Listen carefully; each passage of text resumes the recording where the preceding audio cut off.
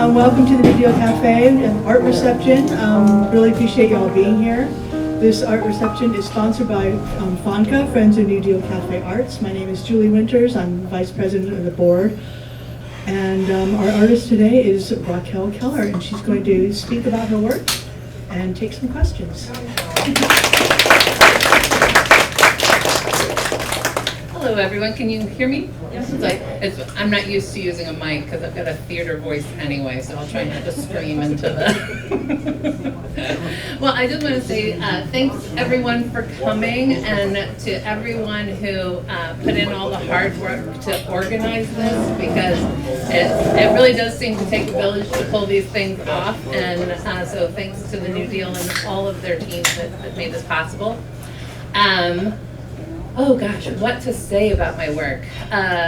So about a good 50% of this work has been created this year, so it's all relatively new.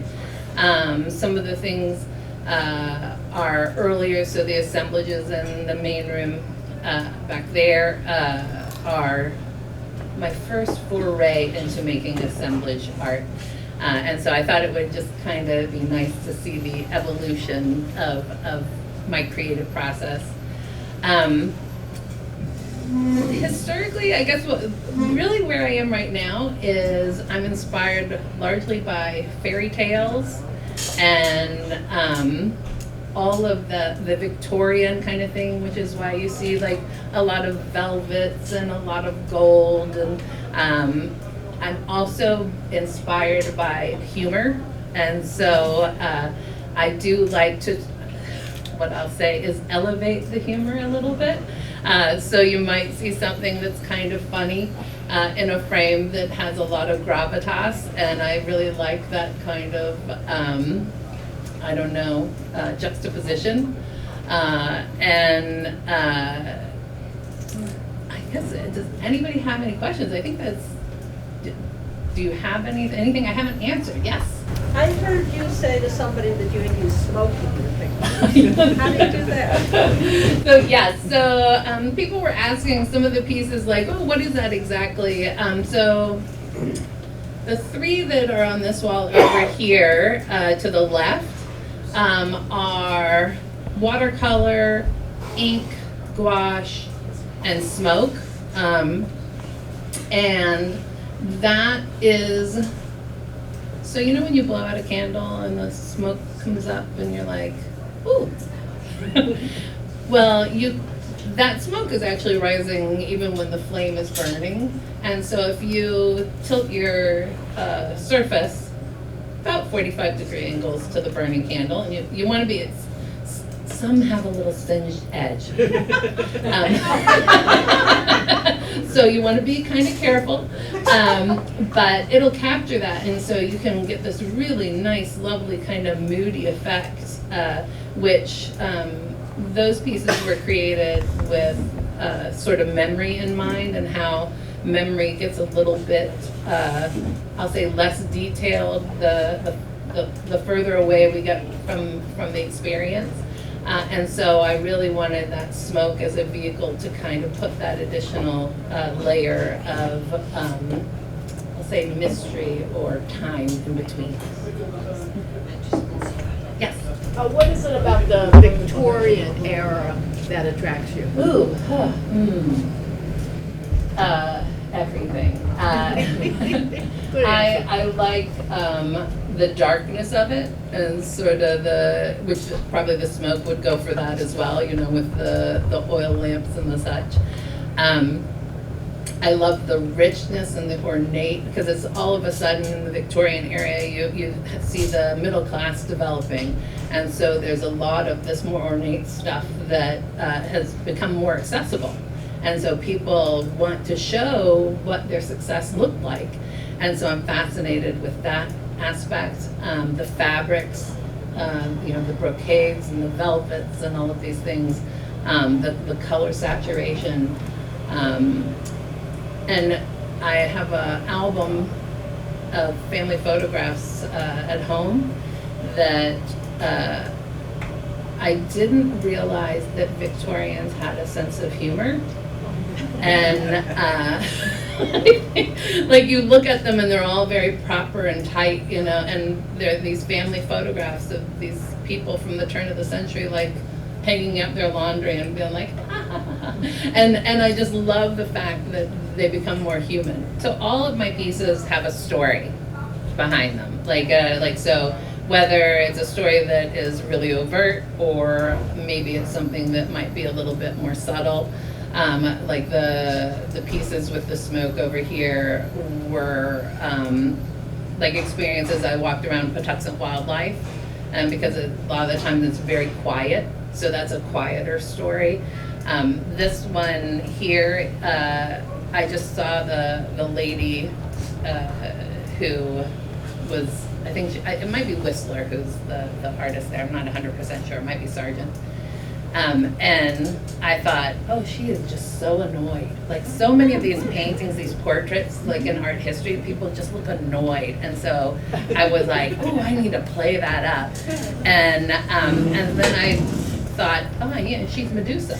Like she's Medusa, and there's that stone figure, and she's told her sister she doesn't want a birthday party. Don't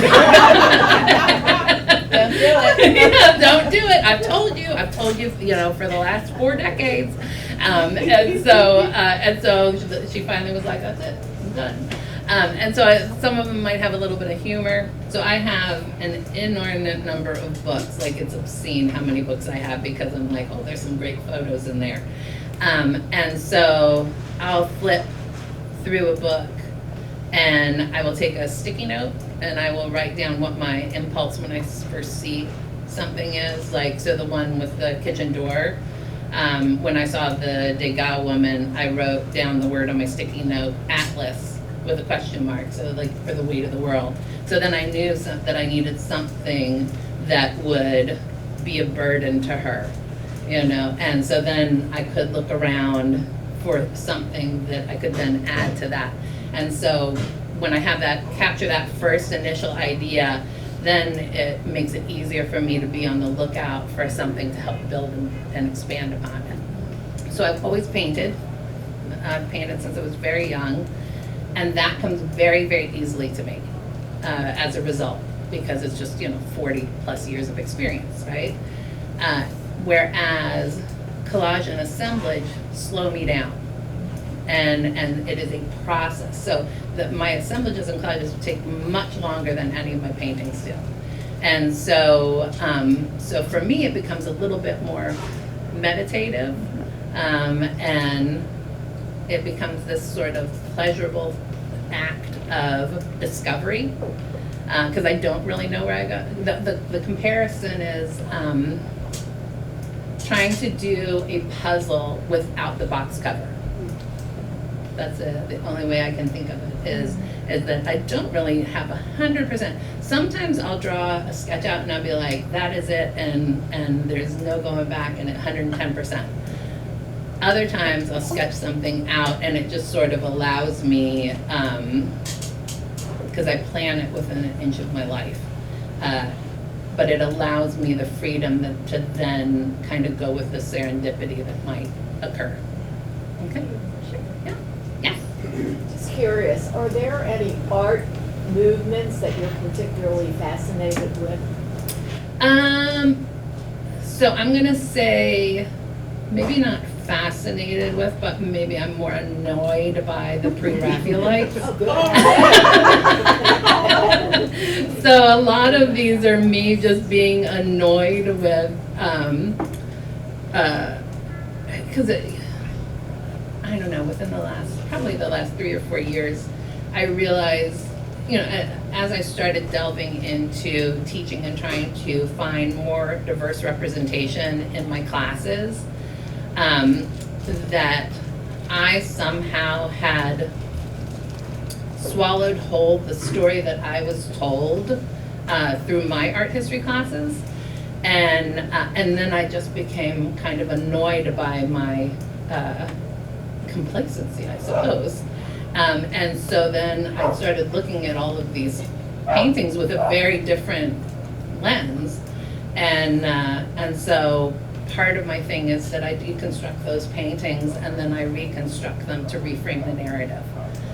into a narrative that puts often the female subject in more of a position of power or understanding, or like I want her looking back at the viewer and being like, can you believe this? You know? So, anyone else? To be fair with the Raphaelites, there were women who were more active in the group, like Christina George Rossetti, and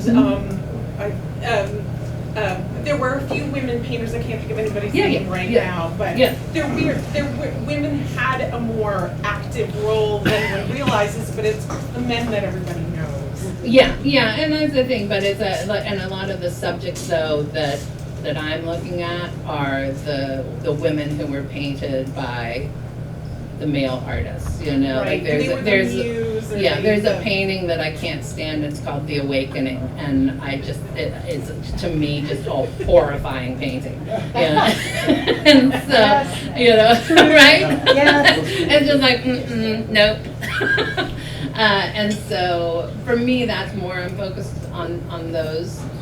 Like there's a painting of a woman by Degas that when I was flipping through the book, you know, she's a naked woman, and all I thought was, what I heard in my head was, really, you need me to get naked again? So I just sort of take that and twist it a little bit to kind of embrace that initial thought that's popping into my head as I look at these things, and hopefully start a discussion for people, and you know, get people talking about things, like even if it's, oh, what in the world do you think she means? I'm okay with that.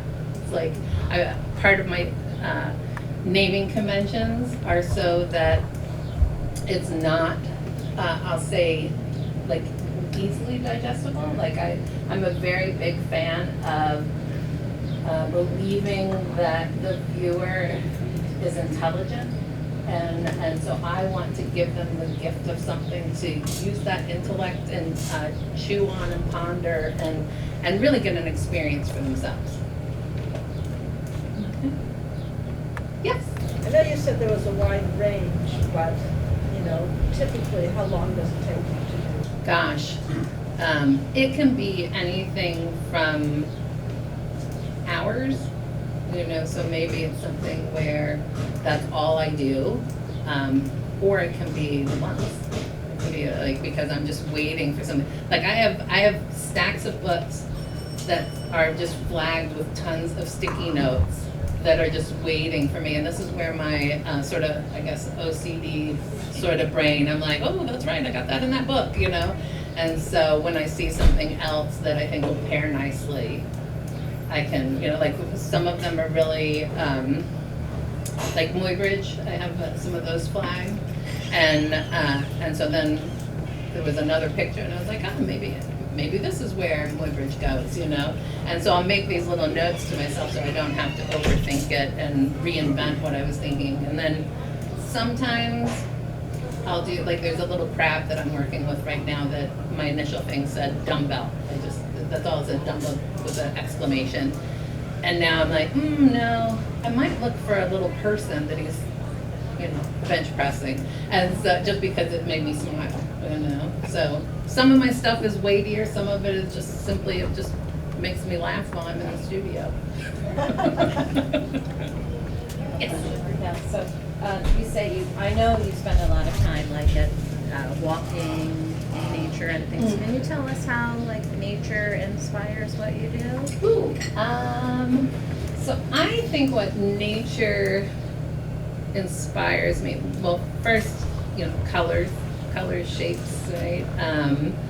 But I think also like walking out in nature, I don't walk with like music on or anything like that, because I find that it gives me time to think and ruminate, you know. And so even though maybe I'm outdoors, I may be thinking about something that's back at the studio or sorting out what I need to do next. But I think, you know, sometimes like I might see you know, a spider and think, oh, like right now I'm working on Deer carcass. Yeah, deer carcass. She used to have a farm, and there was a deer carcass that I may or may not have gone back for. It was not ready on the day of discovery. Yeah. I just kept walking. Yeah. And I was like, oh, really? She's not going to help, I can see. Maybe this is an unusual kind of hobby. I don't know. Yeah, so nature, I think like anything, you know, there's a term called wabi-sabi, which is really, I'll say, the embracing of, I'll say, the ephemeral quality of life. And so, so when I see like bones, you know, I see beautiful things that served a purpose, and there might be a way for me to reuse them in an honorable way that might bring a little bit more focus back to people about that. And also, you know, memento mori is a big thing that I'm fascinated by, and memento mori is, again, the fleeting nature of life, and so I really do ruminate on that a lot, and try to put that in my work and incorporate it and weave it, because I think if we're all rushing around so fast, we might wake up and get surprised by death, and and I personally would be annoyed. So I try to slow myself down and really appreciate where I'm at the moment. Okay. Yes. I cannot stop looking at that painting in the middle.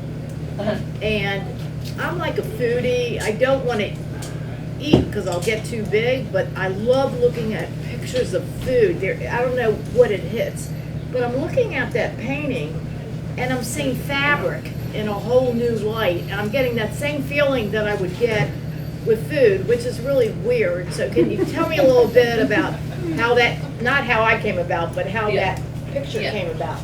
Yeah, so for me, like I like to incorporate, like, so some may say I'm a little bit of a hoarder, some may say I'm a little bit of a collector. Tomato, tomato. But I really like to use different textures and mediums. So for me to say, oh, I'm a painter, I can't say that because I have experience in it, but I really like to weave that into my work. So all of my mediums are like different languages, and so that one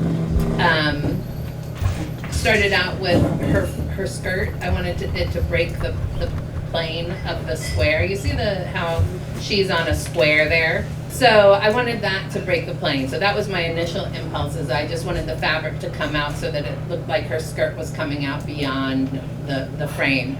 And then as I went to frame it, I thought, I really need to give this a bit more gravitas, and so that really rich burgundy and gold fabric, I just felt strongly that it added to it.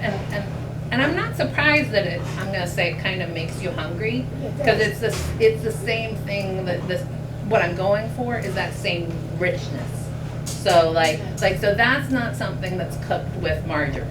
That's cooked with full butter, right? and you're going to have a different kind of taste for it. And so that's where I'm going, is to just really build up those layers and richness. So if anybody in here has been in my classes, I might show you close-ups of things that I take. So I go through galleries and I will take close-ups of fabrics in the paintings. And so I love all the especially 17th century Dutch masters. I'm fascinated by trompe l'oeil, all of those things. And so anything that adds to it where I consider it a richness and a depth. Because I do think that, especially with mixed media and collage, it sometimes isn't taken terribly seriously. because it's a gateway. It is a wonderful, wonderful medium, and anybody can do it. But I think sometimes it's just not taking it as seriously, and so my goal is to elevate it, right? You made that like 3D. Is that unusual for an artist to do? It seems like you've taken it to the next level and made it 3D. That's what I see when I look at that. You know, I couldn't tell you. I'm so into my own thing. Like there are probably other people who, because there's some amazing mixed media artists out there. So I can't say I'm a standalone, but I do think that that is probably much more complicated than a lot of collage artists would do, because it's got a lot more mediums in it. Thank you. Sure. Any other questions? Yes, Mary. Can you talk a little bit about mixing the media? Because that can get problematic sometimes, right? Do you have, is there a set process that you follow in terms of paint goes first, then paper, then this? Or is it, have you learned some hard lessons? Oh, yeah. I've fallen face forward several times. That the more I do it, the more there's probably a bit more of a system. But like, with collage, you don't, glue anything down before you're really pretty certain. And so a lot of the time I'll lay it out and I take a photo on my phone to see is that visually what I think it should be. And there have been times where I'm like, oh, I think this is the route. Like I have a piece right now that I'm trying to branch out with more embroidery, and I got a little bit overly excited, and I started sewing on this thing, and I was like, oh, dang. Now it's going to cause a problem when I go to adhere it to something, because I did not take into account the lumpy backside of the embroidery. And I was like, that's just gonna be, I could gouge out wood and I could, make a little, and I'm like, no, we know we're not that good. And so I ended up having to deconstruct the embroidery that I already had done. And then I adhered it to some sumi paper so that it gave it a little bit more strength. And then now it's going to get basically ironed onto a piece of velvet, and then I'll go in to do the embroidery. And so it's taken me a little bit longer. And it was just, I just got really excited. I was just, like, I saw this piece and I was like, oh, I just want to embroider it. And so a lot of times it's just my general excitement that has me going like a golden retriever through. And then I'm like, oops, my mistake. But then it gives me something to fix, which is half the fun too. Is like I always say that when I've made a mistake is when I'm really free, because then it's like, oh, solve it. Let's solve it. And so that's a way for me to really dig deep and engage my brain in a little bit different way. Does that answer? All right, any other questions? Yes? I was just curious if you ever get stuck because you can't find like that one perfect object to finish the vision that you have for the piece. So I use these large index cards. They're blank index cards. So especially when I'm working on assemblage, sometimes I use it with collage. And I'll write down all of my intentions on the front half of the card, and then I'll flip over and I'll write what I'll say my potential symbolism is. And then that sets me up to look for those things. Like I knew with shorthand, I call the note pope, my little sister calls it the note pope. He needed a yo-yo. And I was like, am I ever gonna find a yo-yo in a magazine that is the right size for this? Probably not. And I looked for a little bit and I was like, okay, that means you just have to open your definition of a yo-yo. And so to get around it, I just open up the definition of what it is that I'm trying to do. All right? Yes? I have one last question. and Okay. It's annoying.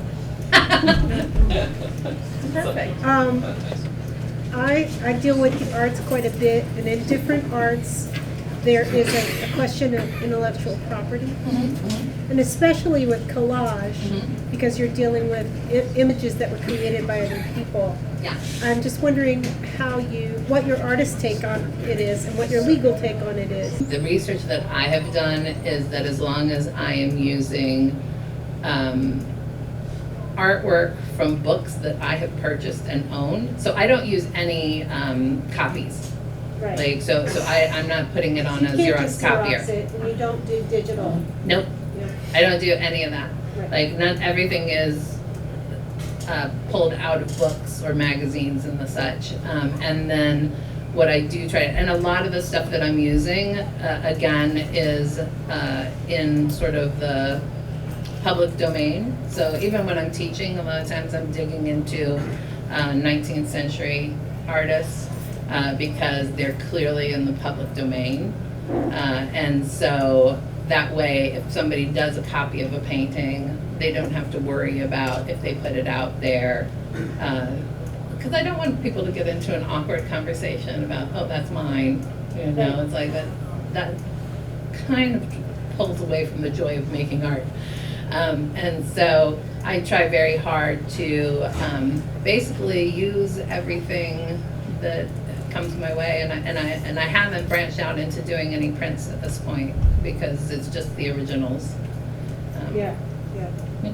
If I ever get in trouble, like I become big enough to get in trouble, part of me will be like, oh no, and then part of me will be like, oh yeah. So, good question though, very good question. Anyone else? No? No? All right. Well, thank you all very much for coming. It's been a pleasure. Thanks for all the great questions.